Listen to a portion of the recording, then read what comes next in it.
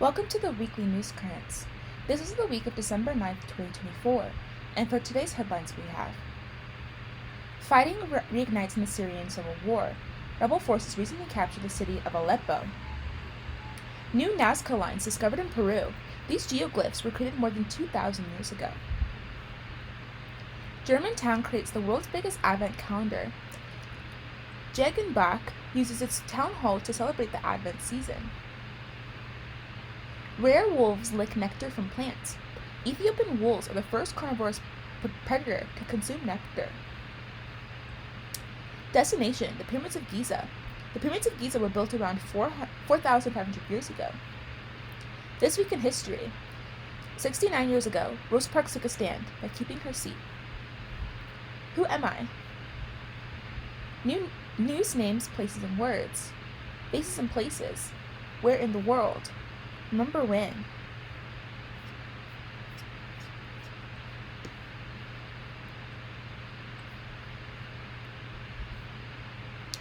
Fighting reignites in the Syrian civil war.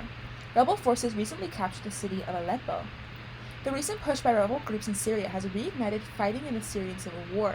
Do you know anything about Syria? Rebel groups are forces opposed to the established government. The Syrian civil war has been going on since 2011, but there has been no major battles since 2020. This peace came to an end in November 27, 2024, when rebel groups invaded government-controlled territory. On this map, the green parts are controlled by rebel forces, the red parts are under government control, and the yellow parts are controlled by forces made up of people from the Kurdish ethnic group, which supports the government against the rebels.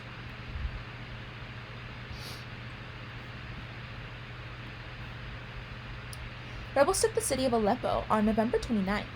Aleppo is the second largest city in Syria after its capital, Damascus. About 2 million people live in this city. This is a major defeat for government forces. Do you think this could lead to the downfall of the Syrian government?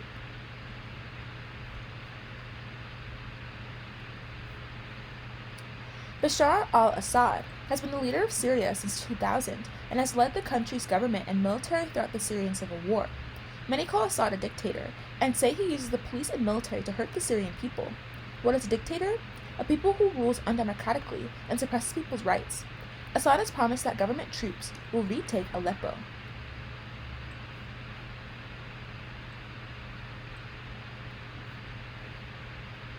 The most powerful rebel leader in Syria today is this man, Abu Muhammad al-Juwayni.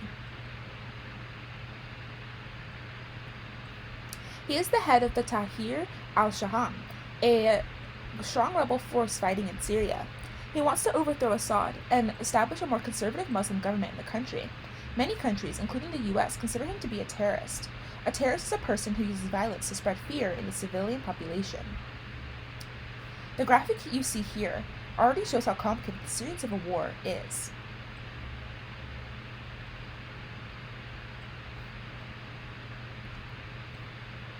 Different countries support several fighting groups in the country for different reasons. This has led to a web of alliances being formed in the Syrian civil war, and the recent rebel offenses threatens to only make things worse. Do you think this new outbreak of fighting will make things more complicated? Why or why not?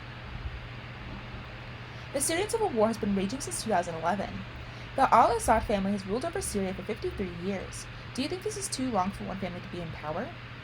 Hafez al-Assad, who is seated on the right in this picture,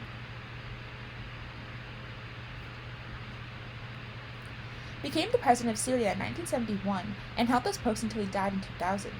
The presidency then passed to his son, Bashar al-Assad, who is standing second to the left here, who has ruled ever since.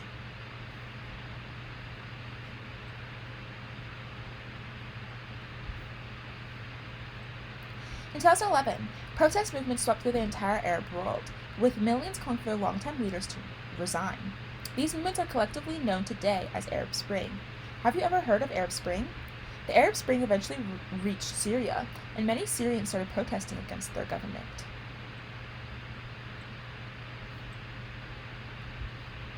Bashar al-Assad cracked down harshly on these Arab Spring protests, which had already toppled governments nearby Tunisia and Egypt.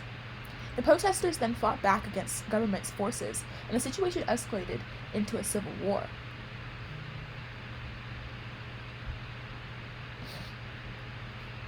The Syrian Civil War has been one of the most destructive conflicts in the 21st century. Many of Syria's important cultural sites have been destroyed in the fighting, either on purpose or by accident. The Temple of Bel, which you see here, was destroyed by ISIS in 2015 because it dates from the pre-Islamic era. How can war be used to destroy a culture? The Syrian Civil War has had a massive human toll also. Around 12 million Syrians, or about half the country's population, has been displaced by the war, with around 6 million people fleeing the country as refugees. Here you see a Syrian refugee camp. In addition, around 600,000 people have been killed over the course of the conflict, and with this most recent rebel offense, many fear that these numbers may only continue to grow. How do you think this might affect the entire Middle East?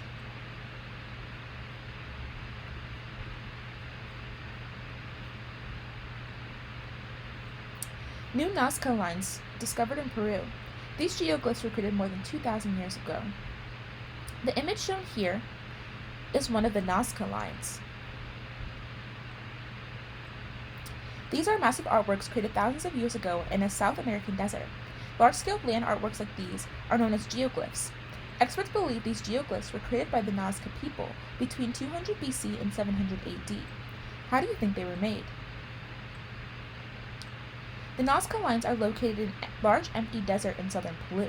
These are at least 700 different geoglyphs in this area, covering over 190 square miles. Because of their cultural significance, these carvings are protected as a UNESCO World Heritage Site. Do you know the purpose of the UNESCO Heritage Sites? Protecting important natural and cultural landmarks.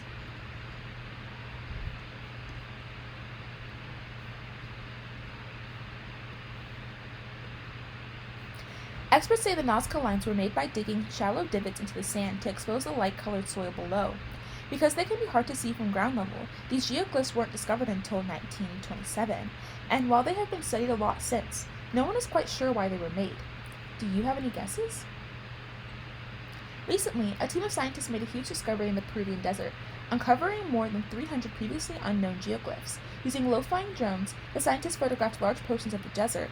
Then they used artificial intelligence to help locate possible ancient geoglyphs. Because the desert is so big and mostly empty, these technologies were essential in finding the geoglyphs.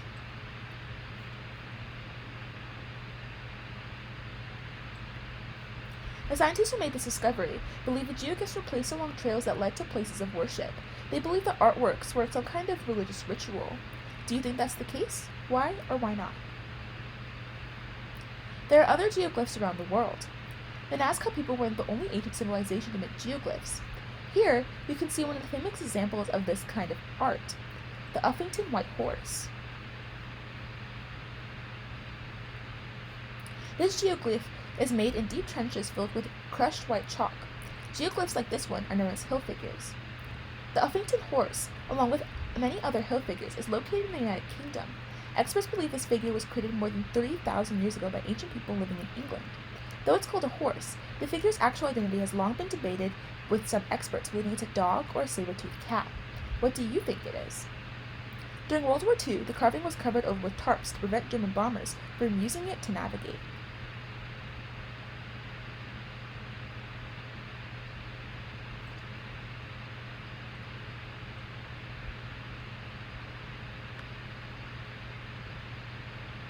There are geoglyphs in the United States too.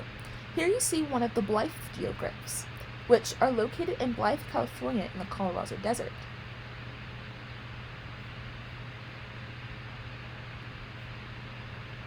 These artworks are similar to the Nazca lines. They depict humans, animals, and geometric shapes. Why do you think ancient people made art of these things? What does it tell us about them? Experts aren't sure which native people made these geoglyphs, and their purpose too remains a mystery. And geoglyphs aren't just an ancient phenomenon. People continue to make them. This is Marie Man, located in Central Australia.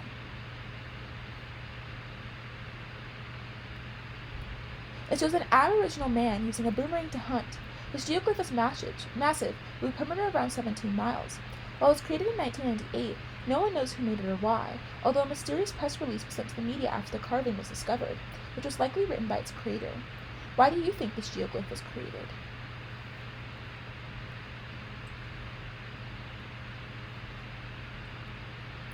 Germantown creates the world's biggest Advent calendar. Genbach uses its town hall to create the Advent season. With Christmas just around the corner, many families are counting down the days in December with the help of an Advent calendar. Does anyone know what Advent means here? The 4 weeks leading up to Christmas. These calendars feature 24 days that each hold a special surprise, usually candy or a small toy. There are many different kinds of Advent calendars, but most are about the size of a small book. One Advent calendar, though, is much, much bigger. Each year, the city of Gengenbach creates the largest Advent calendar in the world. Based on the map, where is Gengenbach? It's Germany. The city transforms its town hall into a massive Advent calendar. Here you see what the town hall looks like after each day of the calendar has been revealed.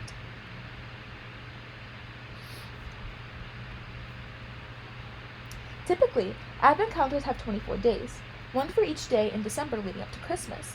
In the 1990s, some city officials in Greenbach noticed that the town hall had 24 windows. This led to the Advent calendar tradition, which today brings more than 100,000 people to Gengenbach every winter. Unlike traditional Advent calendars, Gengenbach's town hall does not hold any hidden candy. Instead, each window contains a secret piece of art by a well-known artist. In the past, the town has used the work of artists like Andy Warhol. This year, though, each day of a new holiday is a painting by German illustrator Olaf Hageck is revealed. Visitors have a chance to take in these special artworks before visiting the nearby Christmas market. Does your town or city hold any special holiday traditions?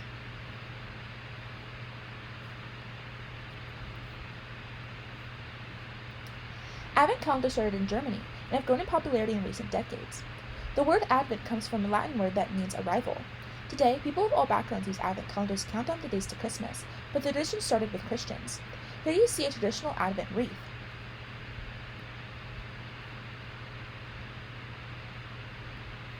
These wreaths had 4 candles, one for each Sunday in December. Christians have used wreaths like this to celebrate the Advent season for more than 200 years. Legend has it that the idea for the Advent calendar came from a German housewife who was tired of her children asking when Christmas would arrive. Do you think this legend is true? The first printed Advent calendars came out in the early 1990s. They usually featured all kinds of Christmas pictures and poems. Many early Advent calendars features this person, St. Nicholas. He was famous for giving gifts and helped inspire the folklore for Santa Claus. What nickname is Santa Claus sometimes given? St. Nick.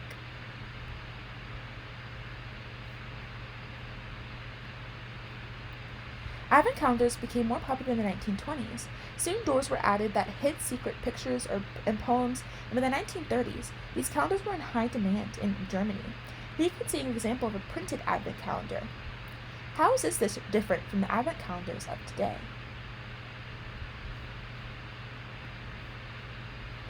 In the U.S., Advent calendar saw a big boost in popularity after a newspaper ran an image of Dwight Eisenhower opening one with his grandchildren.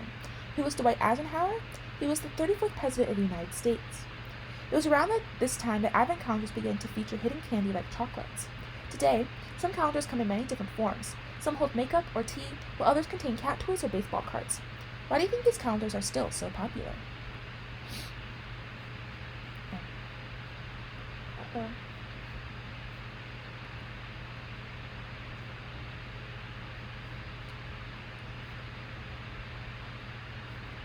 Rare wolves lick nectar from plants. Ethiopian wolves are the first carnivorous predator to consume nectar. The animal shown here is an Ethiopian wolf. How does this look different from the wolves you've seen before? These wolves are not true wolves like gray wolves. They are smaller, have long narrow heads, and red and white fur. Recently, scientists captured footage of these wolves licking nectar from flowers. This is the first recording of a carnivore drinking nectar. What is a carnivore? An animal that eats other animals. Scientists set up cameras in the mountains of Ethiopia to learn more about these rare wolves. Based on the map, where did the scientists study the wolves? The Bale Mountains. On the video, they saw 6 wolves licking flowers like the one seen here. The wolves lick the bottom of the flowers, where most of the nectar is stored. This behavior is very unusual because these wolves eat rodents as their main food source. Scientists think the wolves only seek nectar because they enjoy the sweet flavor. The wolves do not damage the flowers when they lick them. Instead, they could possibly help pollinate them. Pollination is a process that helps plants reproduce. Scientists plan to do more studies on how the wolves learn to lick these flowers and if this behavior is helping plants reproduce. Who wants to read the quote?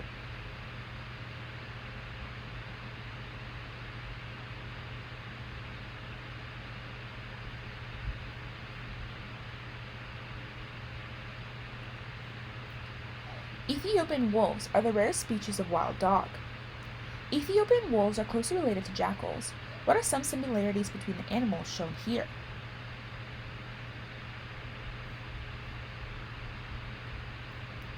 But like gray wolves, these animals live in pack.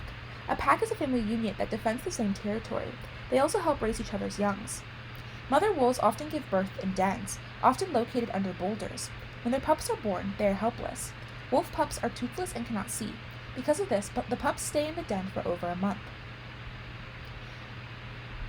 Ethiopian wolves hunt alone. They mostly hunt rodents like a giant mole rat. Sometimes they work as a team to take down a large animal like a lamb or a hare. Why do you think wolves live in packs but hunt alone? Rodents are often difficult to catch. However, Ethiopian wolves have adaptations that allow them to be successful hunters. They are quiet and quick. They also have thin heads and snouts that allow them to catch rats, even when they are underground.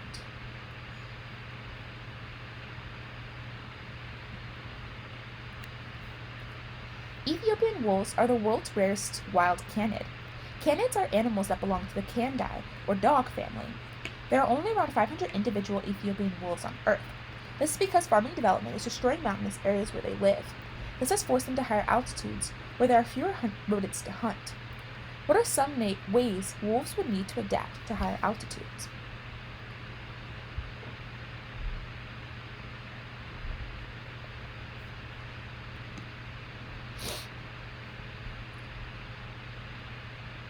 Destination: the Pyramids of Giza. The Pyramids of Giza were built around 4,500 years ago. The Pyramids of Giza are some of the most well-known and celebrated structures ever built by human hands. What is a pyramid? A three-dimensional shape with a square or triangular base, and 3 or 4 triangular sides that all meet at one point. The Pyramids of Giza were constructed around 4,500 years ago by a civilization known today as ancient Egypt. The pyramids are located in the city of Giza, which you see here. Giza is the 4th largest city in all of Africa, and the 2nd largest in Egypt. Does anyone know what the biggest city in Egypt is? Cairo. Giza is near Cairo, and they are sometimes grouped together as one large urban area. Around 4 million people live in the city of Giza. There are 3 main periods in Giza. The biggest and tallest of these is known as the Great Pyramid. When it was built, the Great Pyramid was about 480 feet tall, but over time it has worn away and shrunk, and today it's just over 450 feet tall. The Great Pyramid was the tallest structure ever built for nearly 4,000 years, and it is the only one of the original 7 wonders of the world that still stands today. What is the tallest building in the world today? The Burj Khalifa.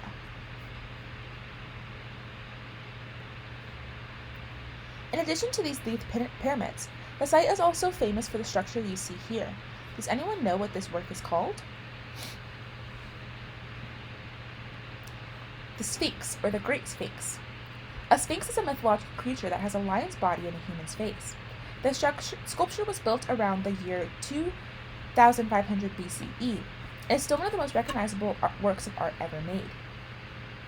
The worldwide fame of the Pyramids of Giza made them one of the top tourist destinations on the planet. Around 14 million people live in the pyramids every year. These visitors generate billions of dollars for the local economy, but some worry that tourism may damage the historical site in the long term. Do you think Egypt's government should focus on protecting the site or making money from it? Why?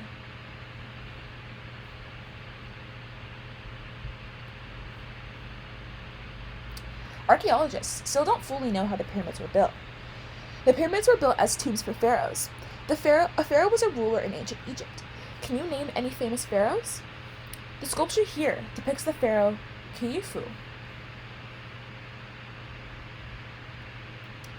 Khufu, who ruled for almost 30 years between around 2589 and 2566 BCE, is buried in the Great Pyramid. Even today, archaeologists are still not sure how the pyramids were built. Illustrations like this one here, show that the ancient Egyptians had developed ways to move heavy objects.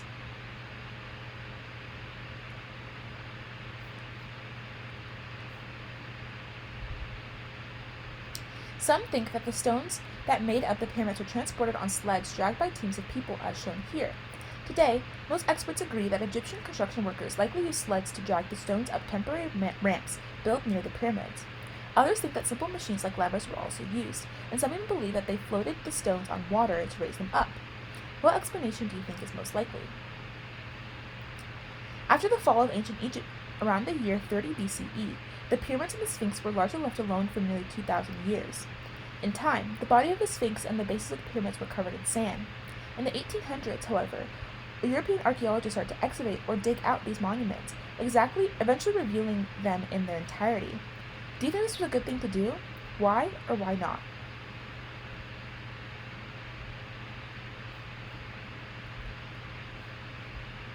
The pyramids of Giza have been famous since ancient times. Even today, when world leaders travel to Egypt, they are often photographed with the pyramids. Here you see then President Barack Obama visiting the pyramids in 2009. Why do you think world leaders often visit the pyramids?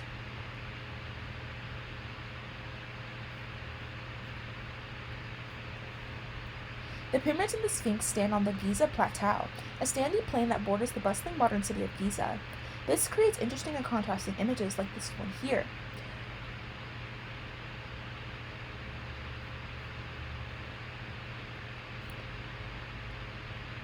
Of a single area where the ancient and modern stand side by side. How do you think the pyramids and the Sphinx impact life in the city of Giza?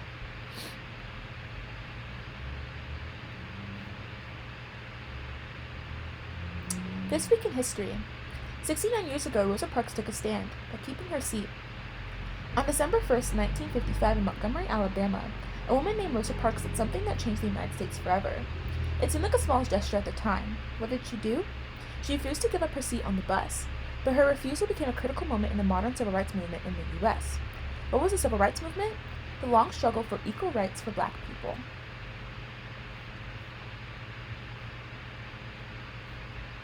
Although slavery had been banned for almost 100 years, many communities still treated African Americans differently from the rest of society. There were separate schools, restrooms, restaurants, and theater seats for Black people and white people. There were plenty of rules, codes, and customs that were different from each group, some of which were official laws and some of which were never written down. Do you know what these rules were called? Jim Crow laws. African Americans were often deprived of their political rights, so they couldn't change the laws through voting. What do you think it was like to live like this?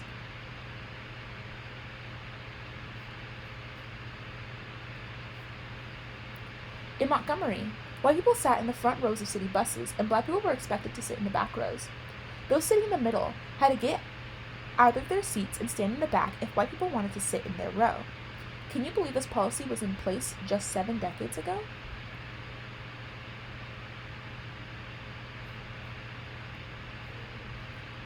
On March 2nd, 1955, a teenager and civil rights activist named Claudette Colvin was arrested for refusing to give up her seat on the Montgomery bus. That same year, 3 other Black women also refused to move to the back of the bus. When ordered by the bus driver, did you know that Rosa Parks was not the first to protest bus segregation in this way? Do you think Colvin and the others should get more credit as civil rights heroes?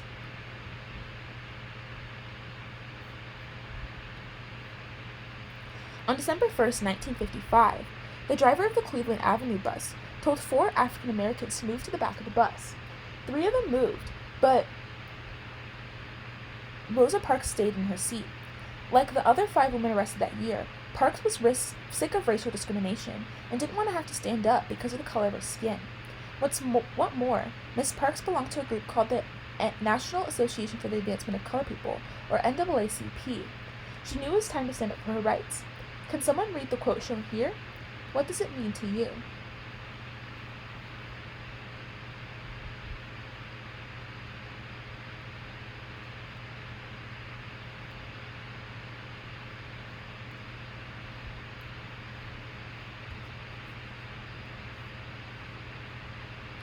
Since the refusal to move out of her seat, the bus driver called the police. Miss Parks was arrested and taken to jail, where she was found guilty. The judge fined her $14. The Montgomery NAACP and other groups had been looking for a chance to protest the Jim Crow laws for a long time. They decided that Miss Park's arrest was the chance they needed. Local leaders decided to boycott the buses in Montgomery. What is a boycott? A protest where people refuse to spend money with a company that they feel is being unfair. Why do you think boycotts are an effective protest? Did you ever participate in a boycott?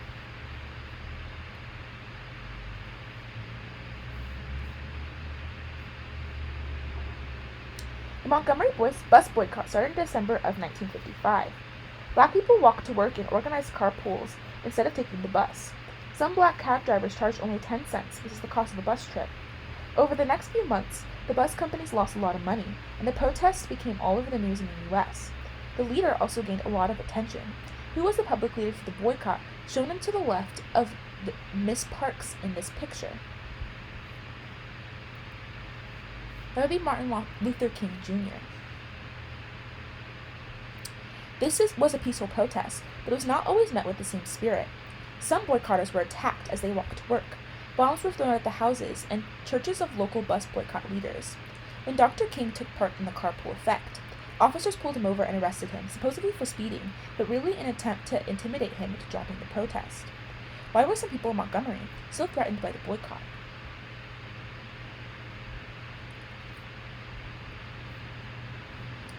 The Montgomery bus boycott went on for more than a year. On December 20th, 1956, the U.S. Supreme Court ruled against Montgomery's segregationist government. Its ruling in a case known as Browder v. Gale, brought forward by Colvin and 3 other women arrested before Parks, struck down every law in Alabama that kept people separated by race on public transit. The next day, black people in Montgomery started taking buses again. This boycott, sparked by the courage of a woman and her community 69 years ago, was just one of the many important battles of the Civil Rights Movement. Do you consider Rosa Parks a great American?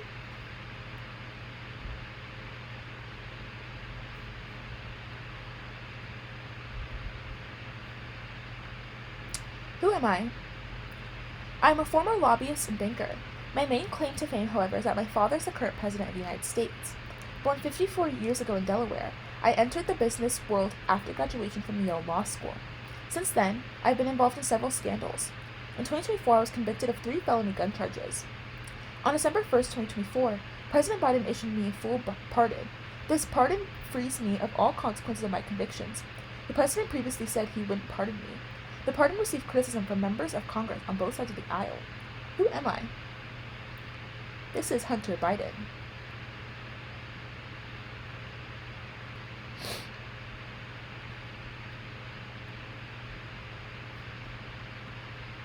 Faces and places. President Yoon Suk Yeol. South Korea's President Yoon Suk Yeol is a political hot water after declaring martial law in the country on December 3rd, 2024. Yoon's stated reason for this move was to crack down on North Korean communists who he claimed had infiltrated the government. This was the first time martial law had been declared in South Korea since the country became a democracy in 1987. Yoon's declaration suspended political activity across the country and put the media under government control. This declaration was met with widespread disapproval. Shortly after Yoon released his statement, protests formed outside the National Parliament building, and opposition lawmakers called for people to resist the orders. The next day, South Korea's National Assembly voted unanimously to lift martial law, and Yoon later retracted his order. The National Assembly then started impeachment proceedings against Yoon, which will almost certainly lead to his removal from office. Do you think Yoon should be removed?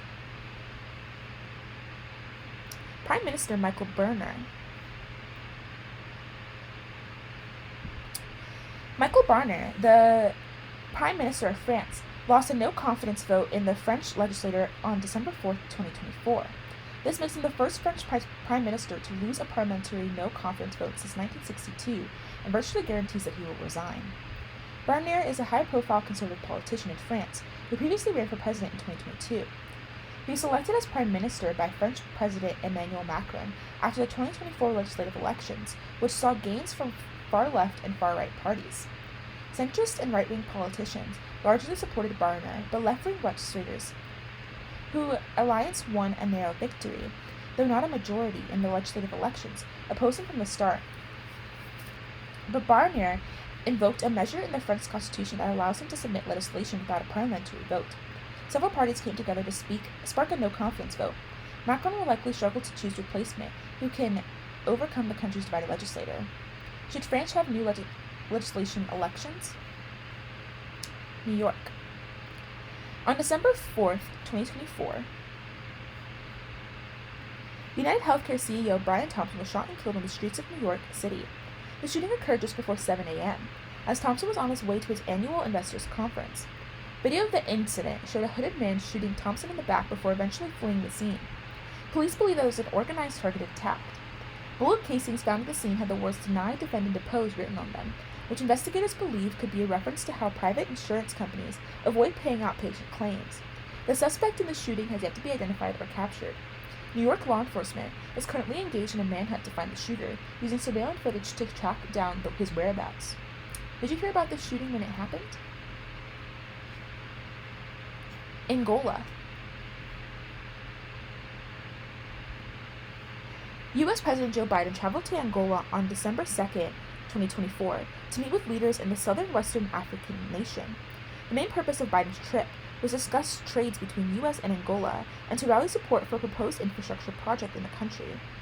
Biden put forth a plan to extend an Angolan railway further into the country and to connect it to the resource-rich Democratic Republic of the Congo.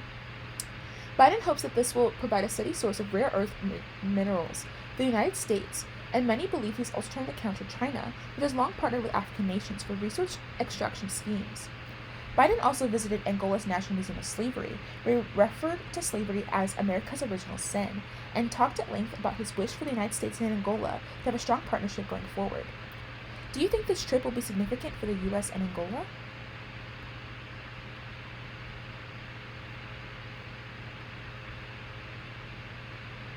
Remember when? This week, remembering major blizzards of the past. Maybe you live in a place that gets lots of snow every year. Maybe you only get one storm a year. Or maybe you live in a place where a snowstorm is a very rare event indeed. But some would say it's not really winter without a big blizzard. Would you agree? How much snow has your area gotten so far? This week, we remember some of the most famous blizzards of the last century. Every few years, it seems that there's another big blizzard that the media dubs the storm of the century, but there are several storms in the 20th century that truly stood out. One of them was the Artemis Day blizzard, pictured here, which slammed the Midwest on November 11, 1940. As you can see in the picture, the storm buried cars and dumped almost 1.5 feet of snow in Minneapolis. Just 7 years later, in December 1947, another tremendous storm paralyzed the Northeast. More than 26.4 inches of snow fell in New York during the storm, a record that stood for almost 60 years. In 1967, a storm dumped almost 2 feet of snow in Chicago. Were you living in any of these areas when the storm hit? Do you remember any of these giant storms? What do you remember about them? The picture you see here was taken in 1966, after one of the worst blizzards in American history struck North Dakota.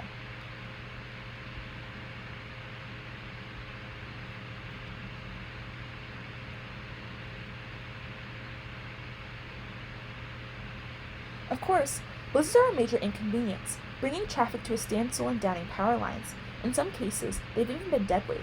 About 150 people died in the Artemis Day storm, but blizzards can also be beautiful or even fun. Outside, the view is a pristine landscape of pure white snow and shimmering ice. It looked like a winter wonderland, as long as you weren't the one who had to shovel it when the storm passed. Were you responsible for the snow shoveling in your house, or did someone else have that job?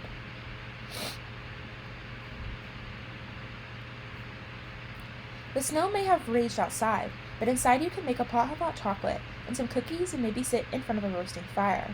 With nowhere to go, it was a perfect excuse to stay home and relax, reading a book or playing board games. What kind of activities did you enjoy doing when there was a big snowstorm or rainstorm outside? And if the blizzard fell on a weekday, it might have meant an unexpected day off from school. There are few pleasures as surprising and exciting as a snow day. Do you remember any times you had a snow day off of school? Do you remember times when your children had snow days? What did you enjoy doing on snow days? What made those unexpected days off school so special?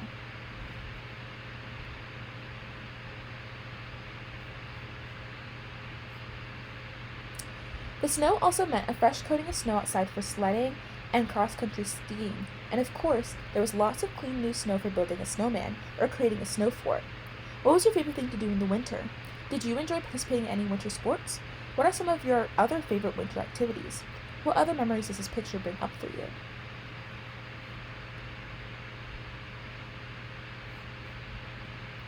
That is all that we have for today. Thank you so much for listening. Bye!